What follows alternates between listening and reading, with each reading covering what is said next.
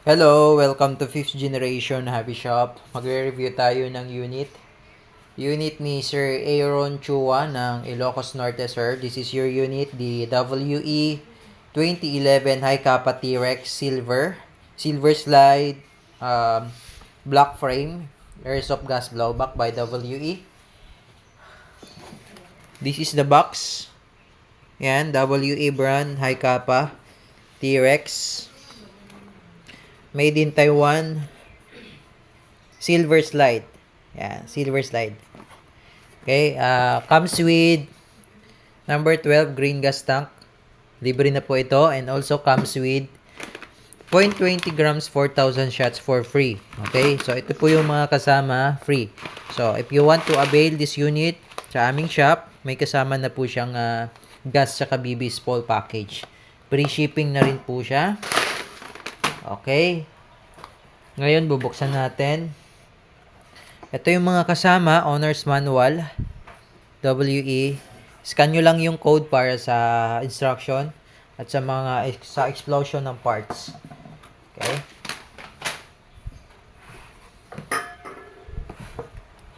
May kasama na rin siyang mounting plate para sa red dot sight, red dot optic.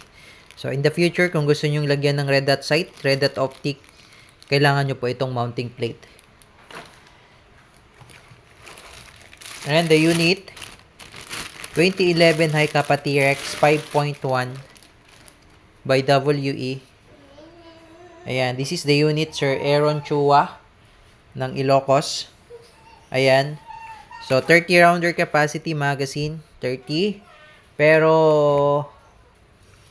para hindi masyadong compress yung spring, hindi mabilis malaspag yung magazine mo, yung spring especially, mas maganda, lagyan mo lang siya ng 10 na bala. No, mas maganda lagyan mo lang siya ng 10 na bala, sir, para yung spring mo maingatan mo. Kasi pag lagi yan sagad sa dulo, no, pinuno mo palagi 30 rounder, yung spring mo katagalan yan, laging compress yan. Compress palagi, no? Pag compress palagi yung spring mo, katagalan, lumalambot yung spring mo. So, ang tendency at ang cost niyan, malambot na siya, hindi niya na kayang itulak yung BBs paakyat. Yan, 2, 4, 6, 8. So, lagyan lang natin ng 10. So, ang cost nun, pag hindi niya na kayang itulak yung BBs, especially yung BB follower niya, hindi niya na kayang itulak paakyat. So, ang cost nun, hindi maglalak. 'Di ba? Pag wala ng bala, hindi siya maglalak.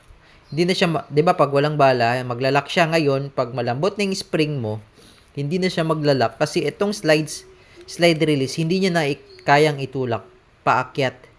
So, yun yung isa sa mga dahilan kung bakit hindi naglalak yung unit, yung airsoft natin kapag wala ng bala. No, isa sa mga dahilan yan, yung spring. Kasi yung spring malambot na, mahina na siyang tumulak.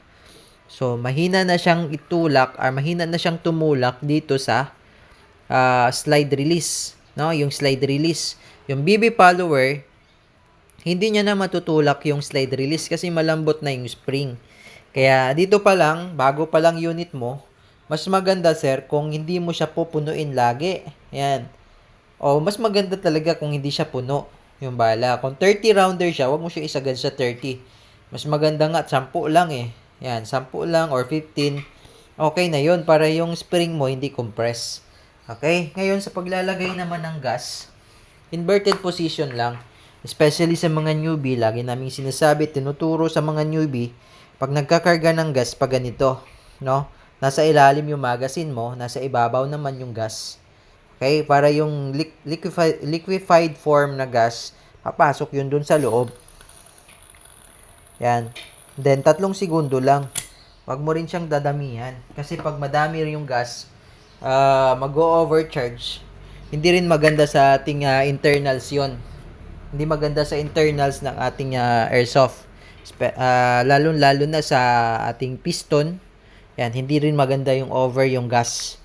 Okay? So, 3 segundo lang, ubusin mo muna yung gas bago ka magkarga ulit.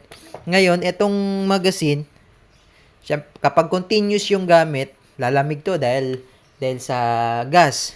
Siyempre dahil sa gas na nalo-load mo, so lalamig siya. So pag malamig siya, ipahinga mo lang muna yung magazine mo, sir.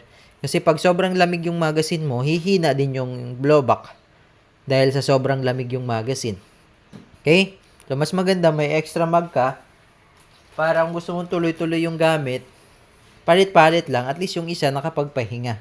Okay, so ganun lang yun, sir. Ganun lang yung mga, kumbaga, binibigyan ko na ho kayo ng tip para mapatagal natin yung ating mga airsoft gun, yung ating mga laruang baril. Okay? So, ito pala, naka-fiber optic sight na siya. Ayan, oh. Fiber optic sight, rear. Fiber optic sight na rin yung front. Yan. Tapos, naka-front serrations. Naka-rear serrations na rin. Yan. With markings pa. Ayan. Tapos, yung kanyang hammer, metal na.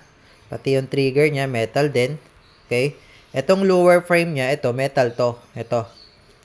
Simula rito, hanggang dito yan, metal yan.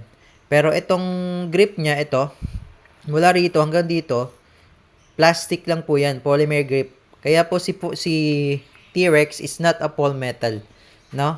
Ang metal lang sa T-Rex, yung slide, yung lower frame, yan, ditong lower frame hanggang dito. Hanggang dito yan, sa may manual safety. Yan yung lower frame niya.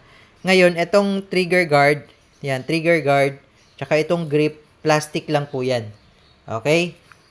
Itong beaver tail safety, metal yan. Okay? So, naka-magwell na rin siya.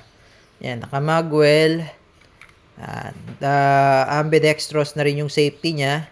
Magkabilaan yan. So, kailangan ikakasama mo muna bago mo siya masisafe. Ayan. So, gumagana siya. Gumagana po ang safety. Pag binaba mo, puputok na yan. Ayan. Ngayon, isa sa mga safety features naman, bukod sa manual safety, itong beaver tail. No? So, nakababa yung safe. So, pag kinalabit ko, di ba? Puputok siya. Ngayon, pag, di ba, ulitin natin, no? Tingnan mo, nakababa yung safe, kinalabit ko, ayan, puputok, di ba? Kumbaga, yung hammer pumalo. Ngayon, ulitin natin. Kapag kinalabit ko, bakit hindi siya puputok? Ayan, no? Hindi siya puputok. Di ba? Kasi kung napapansin nyo, yung kamay ko wala sa beaver tail. So, hindi nakadiin yung beaver tail. So, pag yung beaver tail, hindi mo yan dinidiinan, hindi rin yan puputok. Kasi isa sa mga safety features din yan, yung beaver tail. So, pag diniinan mo yan, puputok na siya. So, automatic, pag ginawakan mo yan, napupush mo yung beaver tail. Ayan, kaya gumagalaw yan. Kasi may function yan. Kumbaga, may purpose kung bakit gumagalaw yan. Okay? So, yun yung beaver tail safety. Ayan. Okay? So, ganun po yung manual safety tsaka beaver tail. So, gumagana po yan, parehas. Naka-magwell na rin siya para sa magazine, madaling isalpak. Okay. So, meron na rin pala siyang thread. Kung gusto mong lagyan ng tracer units, yan, may thread yan. Pati yung accessories, flashlight, pwede mo rin siyang lagyan. Okay, Sir Aaron Chua ng Ilocos Norte ngayon. Proceed tayo sa chronograph test. So, tingnan natin kung ilang EPS po ito.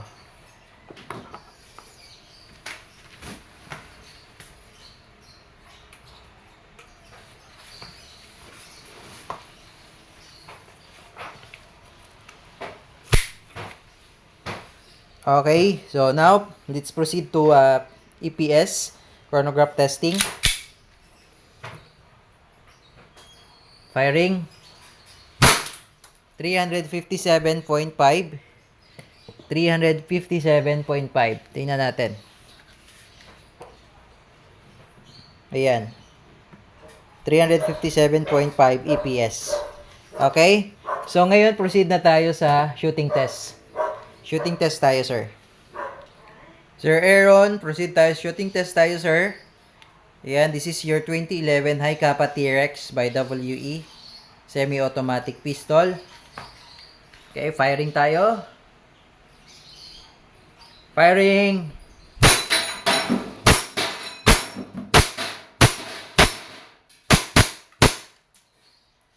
Okay. So, ayan sir, nag-open chamber na siya. So, ganyan po magiging itsura niyan pag wala na siyang bala, no? Ayan. So, ang gawin nyo, release nyo muna yung magazine by pressing the mag release. Ayan, release the mag. And then, etong slide, itulak nyo lang ng konti. Ayan, tulak nyo ng konti. Ayan, then, ito, da-down mo tong slide stop. Then, tsaka mo siya bibitawan.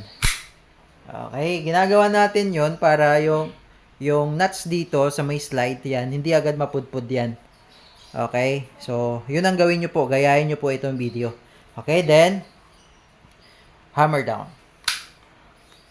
Okay, Sir Aaron Chua, this is the brand new 2011 High Kappa T-Rex bound to Ilocos Norte. Sir, okay na po ang iyong unit, 100% in good condition, ready to ship, bound to Ilocos. So, if you have more question, message lang sa aming Facebook page, tsaka sa aming Viber. Okay, thank you sir and God bless.